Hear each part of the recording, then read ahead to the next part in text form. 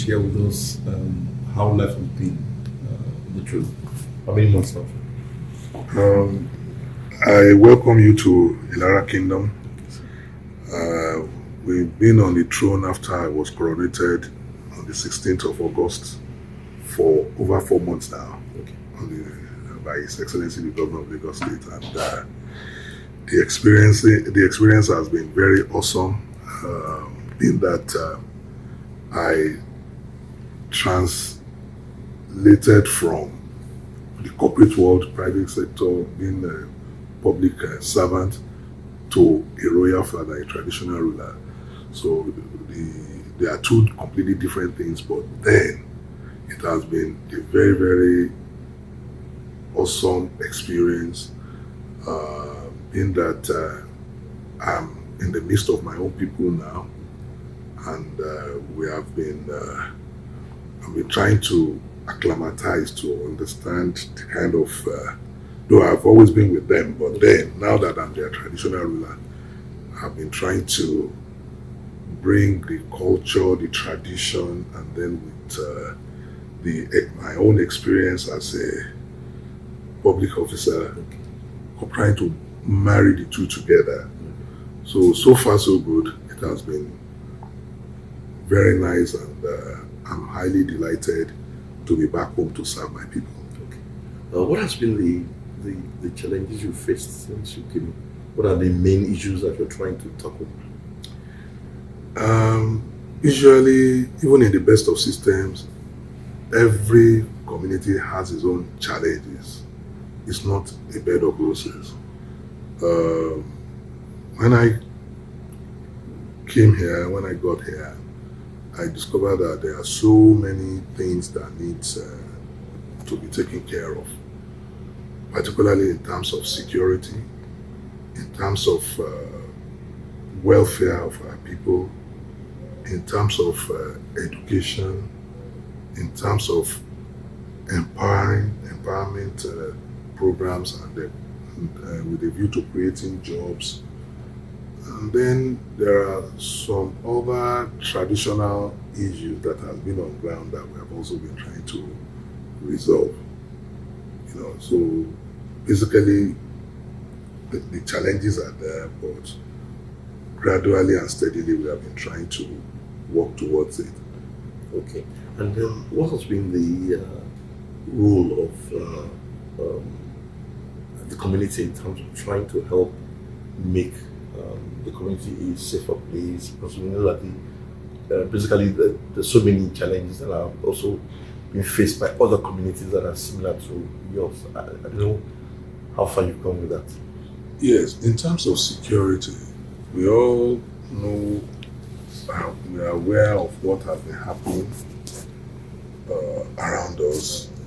We have the issue of kidnapping,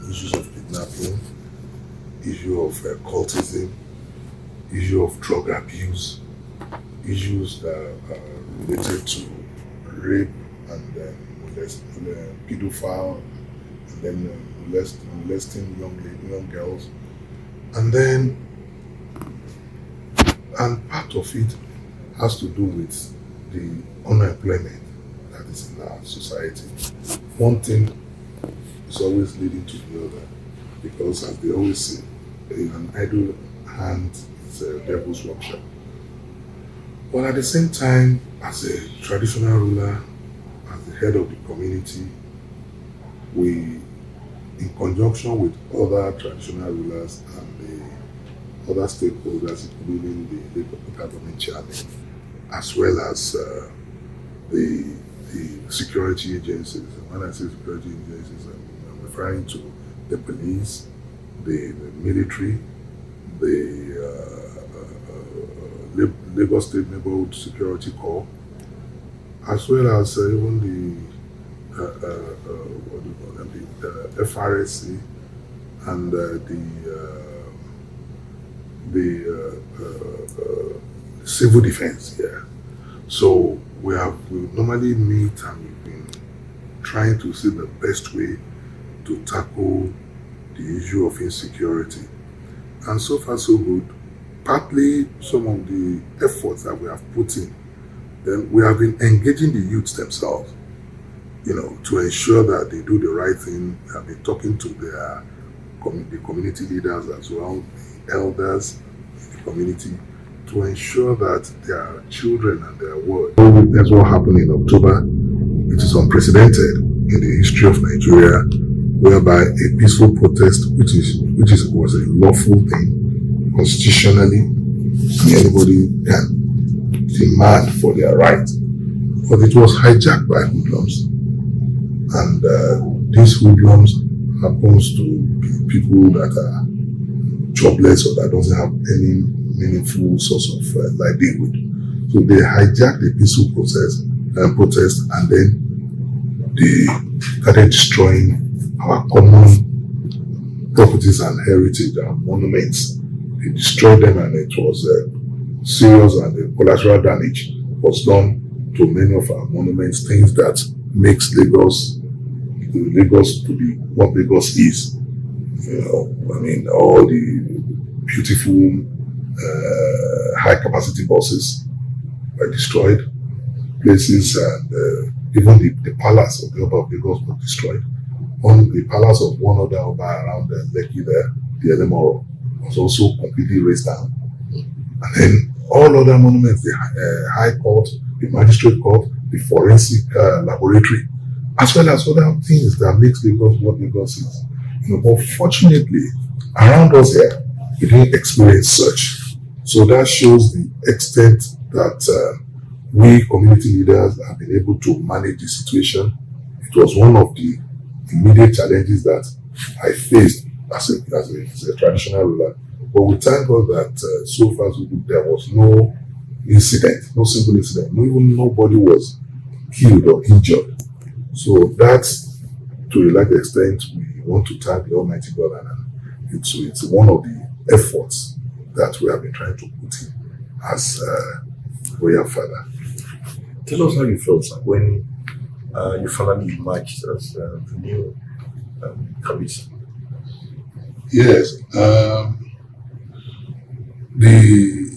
I was very happy and elated, even though as a technocrat, I never knew that I was going to become a king. But when the last Alara of Ilara Kingdom, His Royal Majesty late Oba Akinokola Adesanya passed on, joined his ancestors. He reigned for 58 years, close to 60 years.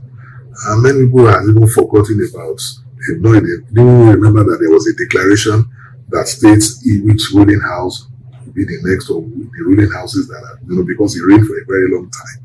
And the records are there. So when my people came to call me that it's time to choose another Oba, and I'm one of the people they are looking at to take a shot at the stool, I thought about it.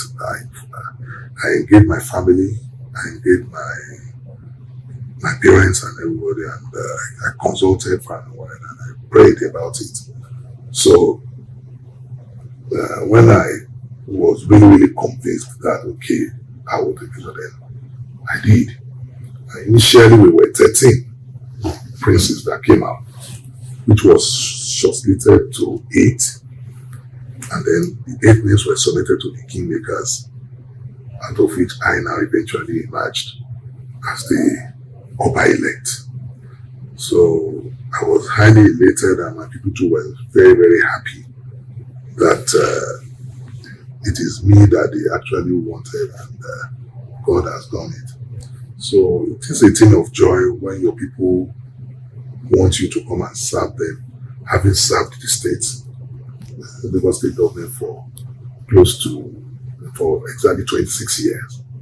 So I was so happy, and I'm glad I just thank God, and I give God all the glory for what He has done. Tell us a bit about your growing up years, and where were you born? Yes, I was born a little over 53 years ago in Ibadan, and I attended Methodist School, Okeado, Ibadan, where I had my first school leaving certificate. And from there, I proceeded to Government College Ketu in Ekpe Division here, where I had my secondary school education. Then I went to OLUFOLARIN University to read economics. I had a BSc economics from the OLUFOLARIN University. And from there, I had a master's in public administration from the Lagos State University. And I still went back again to University of Lagos to study MSc in economics. So I served in Oyo State, Wema Bank in Ibadan. That was in Wema Bank, yes, Mokola branch in Ibadan. That was between 88 and 89. I think 88 and 89 that was when I had my new service. And then I had a short training as an accounting trainee before I joined the civil service of Lagos State as an inspector of titles grade 2 in 1991. I could remember then my letter of appointment. My salary, I was on grade level 8, and my salary then monthly was 532 naira. I could remember very, very clearly. And after joining the service, I worked with the Lagos State Board of Internal Review then. And I had a distinguished career there. I occupied, by the grace of God, I occupied some very sensitive offices. I was commissioner for stamp duties. I was head of high net worth. I was board secretary twice. I was head of withholding taxes. I headed and pioneered some tax stations even when I was in service, and I was a regional coordinator. So it was while I was still a regional coordinator in Lagos Highland, our big offices in Lagos, I was the coordinator there. So from there in 2015, when Governor Akio Nyango, the His Excellency Governor Akio was elected as the governor and he has taken over that, I was appointed as the executive chairman of Lagos State Internal Revenue Service. So I served for 1 year before I went on retirement. So after that, I established my own business consulting outfit, William Price Consulting Limited. And still running that. It was from there that my people came to call me to become to come and be their OBA. So,